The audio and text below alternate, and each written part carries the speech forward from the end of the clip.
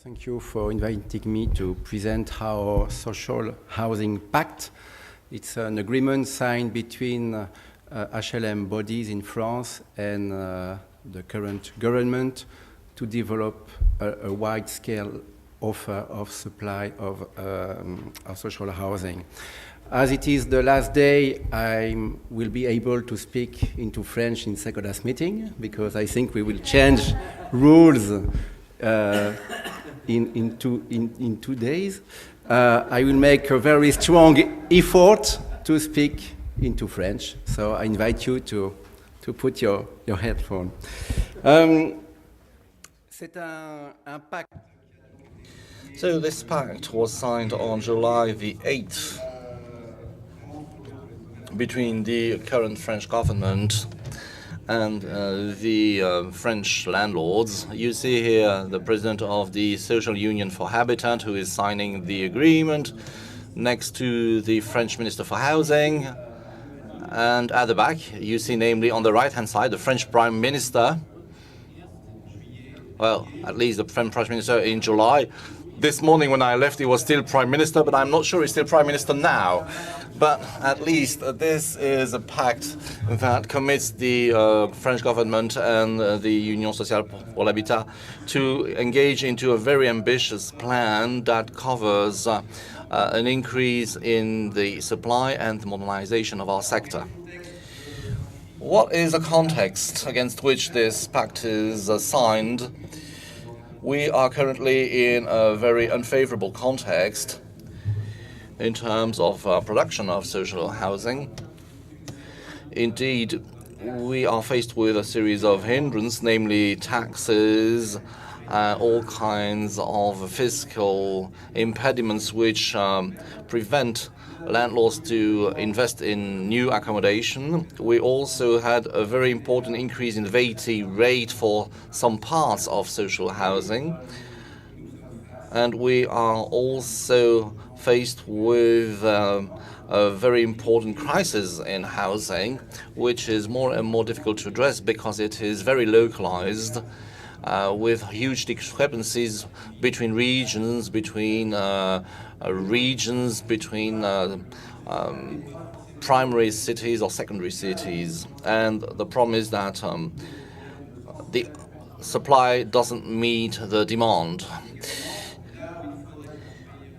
And where there is the stronger need for accommodation is also where the prices of the land is also the highest. We also see a downward trend in HLM or social housing construction approvals, all in all.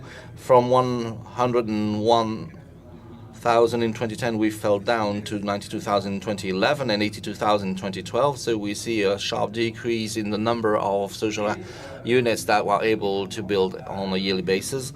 And on top of that, we also see a very difficult crisis in the construction sector with a downturn in the construction activities, be it in the third sector or residential construction, since the construction sector lost about 13,800 jobs in 2012. During the National Congress that was organized 2 years ago in France, we suggested the newly elected government to sign up to a pact that would be a mutual commitment to increase the supply. And a first response was given to this by the President of the Republic himself, through a national development plan, which further boiled down to this housing pact. What are the key objectives of this housing pact? There are 6, actually. The pact is not only focused on housing supply, it also covers other priority housing areas. So the top priority is to increase the housing supply, the supply of affordable housing. So 120,000 units of social housing should be put for rent on a yearly basis. So as you see, this is a very, very ambitious goal indeed. So 120,000 units of social housing per year, given the amount of equity this requires, and given the land surface this requires, this is something extremely ambitious that we will not reach this year, at least. The second goal is to pursue our retrofitting efforts of the existing stock, and this is in line with previous commitments. Indeed, some time ago we committed to retrofit 800,000 units of social housing, and we made a lot of applications to ERDF to get some co-funding for that. The aim in this case, under this pact, is to engage into retrofitting for 100,000 units, existing units. And again, we will make some applications for ERDF funding. Another aspect, another rationale behind this pact is, beyond meeting the unmet supply, is to also try and boost the economic growth through investment.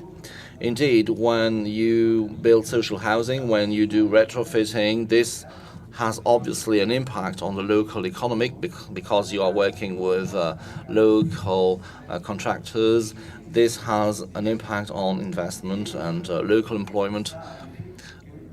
So it has a contra-cyclical effect versus or against the current economic situation. A fourth objective is to come up with a better social housing provision, to have a diversified supply of units in order to meet a wider and ever more diversified demand. A fifth goal is to improve the management of demand for social housing. In other words, the allocation rules, the allocation criteria. A huge reform was debated not so long ago in France, aiming at having much more transparent criteria through a scoring system. We didn't go as far as to have access through internet systems in the way they exist in the Netherlands and elsewhere. We didn't dare go as far as that, to have this online demand system. But this is a long-term process which aims at modernizing the management of demand of social housing. And the sixth goal is to put all this against the wider context of sustainable development. So, as I said, this is a very important, very ambitious pact because it pursues very different types of objectives. So let's look in more detail at all those objectives. 5 objectives will be monitored at national level and at regional level at the same time. And the 5 objectives will look at various issues that go beyond the housing spectrum. For instance, not just developing construction of new housing, but also to support tenant associations. Also some social efforts in the way or in supporting reform of social housing allocation procedures. Also, we will develop some social missions and develop innovation. As far as implementation is concerned, on the one hand, we are committed to mobilize our members to achieve the goals quantitatively speaking, and the state is committed to a series of budgetary or fiscal measures that will accompany the landlord's efforts. For instance, a VAT rate of 5%, i.e. a low VAT rate, will be maintained for social housing for different types of social products, from highly social housing to intermediate housing. Then a specific reduced rate will be applied to an eco loan, so a green loan, if you like, in social housing. In fact, this means that some fiscal waiver and local taxes on housing in sensitive areas will be cut down. There will be no more levies on the social housing providers. The state is also committed to use its land reserves and to mobilize them for construction purposes. Then there is also the 1% contribution that will be paid by all private enterprises to fund social housing and the construction of new social housing units. And each municipality is now supposed to have at least 25% of social dwellings on its territory. A new law was passed that imposes this 25% threshold to all cities and municipalities. For its part, our members, the landlords, are committed to build 120,000 new social housing units for rental until 2015. As I said, this is a very ambitious goal that will not be met this year, and it might not be met next year either. So it will take time in order to reach that ambitious goal. It will take 3, 4, 5 years maybe. Also, we have committed ourselves to retrofit 100,000 social housing units per year. And since the state has cut the tax levels, there will be a kind of a solidarity mechanisms between the landlords in order to make sure that those areas where there is a very high demand, but where landlords don't have the necessary equities, could be supported by landlords which have those equities but don't have land for construction. So it's kind of a solidarity system. It's kind of a pooling of all the landlords' resources, so that landlords can financially support their opposite numbers in other territories, in other areas. It's a kind of win-win situation for all landlords. It took a lot of time to devise and to negotiate the pact, as you can imagine. From the moment you accept that your equity is no longer your own money, but that you might have to pool that money with other landlords in other territories, this creates a lot of tension. It also raises questions in terms of trust between you and other landlords. It also might impose some revisiting of your own plans for investments, and that's the reason why it took so long. This pact is very important because without equities, it would not be possible to fund such an ambitious pact, because the state aids are not high enough or are not sufficient.